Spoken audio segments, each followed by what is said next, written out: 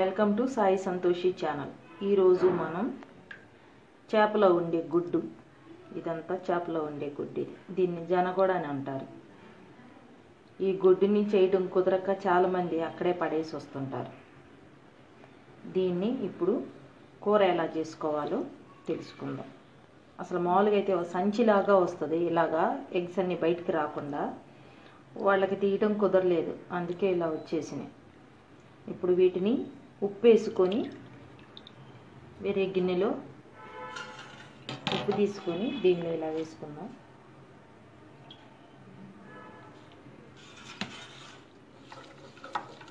కొంచెం ఉప్పులో ఇలాగా దీనిలో ఉన్న జిగురంతా కూడా ఉప్పులో ఇలా వేసి రుద్దుతూ ఉంటే నీట్గా జిగురు లేకుండా మంచిగా వస్తుంది. వీటిని మళ్ళీ నీళ్ళు వేసి కడుక్కుందాం.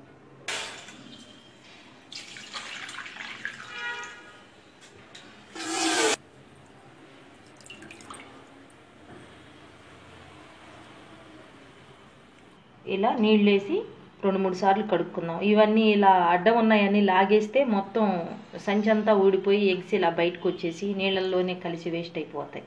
అందుకని ఇలానే ఉంచుకొని నీట్గా కడిగేసుకుందాం. 2-3 సార్లు కడిగేసుకున్నాం, ఉప్పులో రుద్దుకున్నాం కాబట్టి.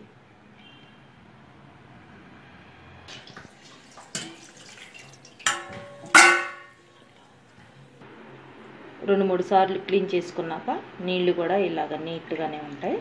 ఇప్పుడు ఈ ఎగ్స్ని తీసుకొని ఇలా క్లాత్లో పెట్టుకోవాలి. ఇలా క్లాత్లోకి తీసుకొని క్లాత్ని అన్ని వైపులా కలిపి ముడి వేసుకోవాలి.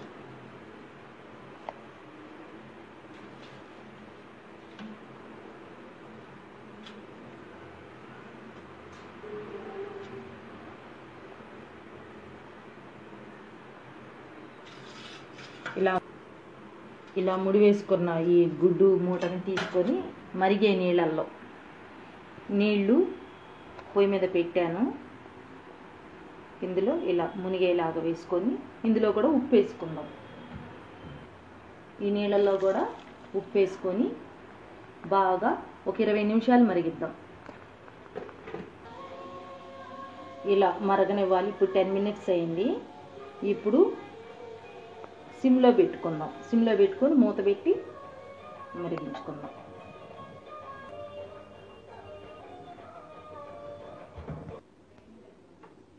ట్వంటీ మినిట్స్ అయింది. ఇప్పుడు మనం దీన్ని తీసేసుకోవచ్చు.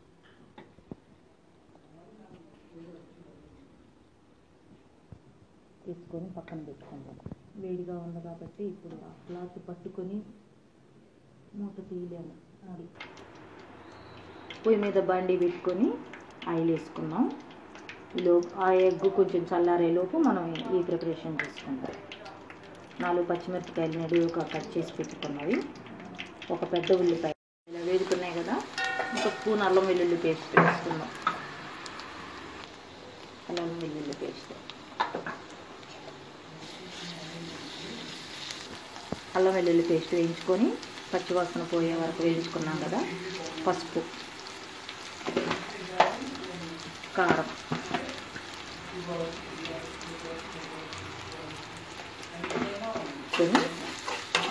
ఇప్పుడు ఇందులో చింతపండు పులుసు తీసుకుందాం.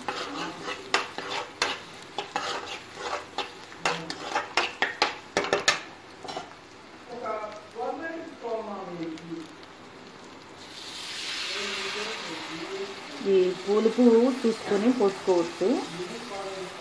పులుపు తినగలిగే వాళ్ళు ఎక్కువ పులుపు వేసుకోవచ్చు, నార్మల్గా తినగలిగే వాళ్ళు చూసుకొని పోసుకోవచ్చు. చింతపండు పులుసు ఉడుకుతూ ఉంటుంది. ఇందులో కొంచెం నీళ్ళు పోసుకుందాం.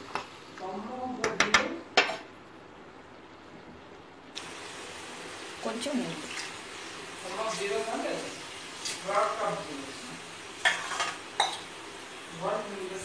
ఈ ఎగ్స్ మూట ఇప్పుడు తీసుకుందాం. ఇలా బాగా ఉడికినాయి అన్నమాట. ఇప్పుడు దీన్ని ఒక ప్లేట్లోకి తీసుకుందాం. చిన్న చిన్న ముక్కలుగా కట్ చేసుకుందాం. in minus b plus or minus square root of b square minus 4ac by 2a in terms of minus b plus square root of b square minus 4ac by ఇలా అన్ని కట్ చేసుకున్నాం కదా. ఇప్పుడు పులుసు ఉడుకుతూ ఉంది. రుచికి సరిపడా ఉప్పు వేసుకుందాం. దీనిలో ఒక స్పూను ధనియాల పొడి వేసుకుందాం. ఒక హాఫ్ స్పూన్ గరం మసాలా వేసుకుందాం.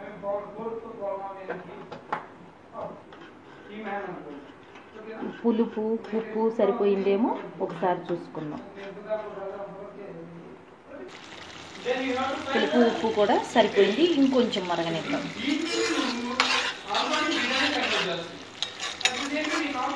ఇప్పుడు ఈ ఉడకబెట్టి కట్ చేసిన ఎగ్స్ కూడా ఈ పులుసులో వేసుకుందాం.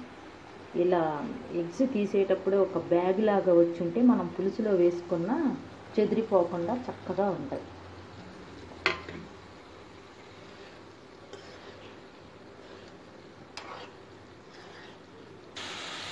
ఈ ఎగ్ ఆల్రెడీ ఉడికించాం కాబట్టి ఒక 5 మినిట్స్ ఉంటే చాలు పులుసు తీర్చుకునే వరకు. ఎలా అయినా చేసుకోవచ్చు. ఇంకా బాగా డ్రైగా కావాలన్నా కూడా ఉంచుకొని డ్రైగా చేసుకోవచ్చు వేసుకుందాక. ఇప్పుడు ఈ గుడ్డు కూర రెడీ అయింది. చివరగా కొత్తిమీర వేసుకొని పొయ్యి ఆఫ్ చేసుకుంటాం.